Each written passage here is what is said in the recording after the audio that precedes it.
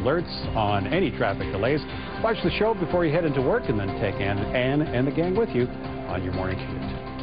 Let's go over to Carrie right now. Carrie? All right. Thank you very much for that, Mark. This weekend, Artists for Conservation holds its annual festival. The idea is to inspire people to respect their environment through art.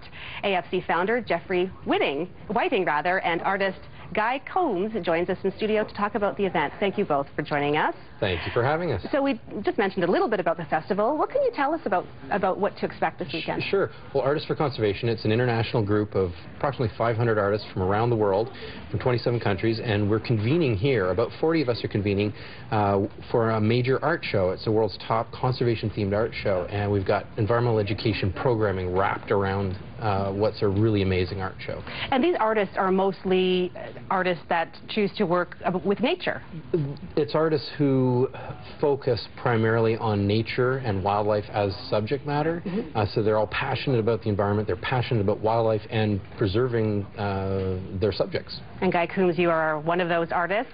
Tell me a little bit about the show this weekend and how important is it for you to be involved? Well, it's important for me to be involved because my father is honoured at the show with the Simon Coombs Award, which is the organisation's highest honour, and that's going to be awarded to Pollyanna Pickering this year. So I come every year and I present the award to the artist, but I myself am also an artist. I'm also participating in the show, and he's being very modest. He's got a beautiful piece in the I've actually seen some of your work, and it is quite lovely. How important is it for you to be here to see other artists participating and know that the work that's going into this foundation? Well, it's a fabulous organisation because as wildlife artists, we all want to be able to broadcast and you know, sort of translate our message, and we do that through our art, but also, you know, with the help of an organisation that is involved in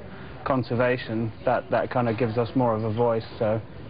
Now tell me a little bit about the Soysambu Legacy. I understand the AFC is premiering its second documentary film about art and conservation? Yes. That's right. Soysambu is a 48,000-acre conservancy in the Rift Valley in Kenya.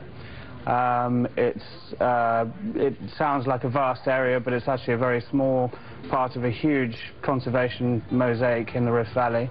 So our main objective with the Conservancy is to protect and preserve what's within our borders, but also to work with communities and show the rest of Kenya and the rest of the world how conservation is good, both economically and in practical terms as well. Well, that sounds wonderful. And just quickly, Jeff, give me a sense of how long the festival runs for and how people can be involved. 10 days. It runs starting, public opening is this Saturday, October 13th, runs through the 21st. We got lectures,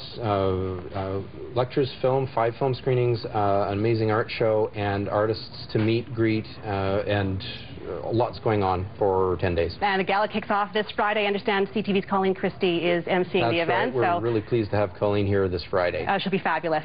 Thank you so much for joining us in studio, both of you. Thank you very much, Still to come on CTV News. How affectionate is your puppy? Why those sloppy, wet kisses from your dog could be harming you both. Health News is after the break. You're watching CTV News at noon. Mike Killeen and Tamara Taggart, CTV News, working for you. My name is Arabella, and when I was 6, my mom and I decided to sponsor Veronica, who is also 6 from El Salvador. We see the changes that our sponsorship has made in Veronica's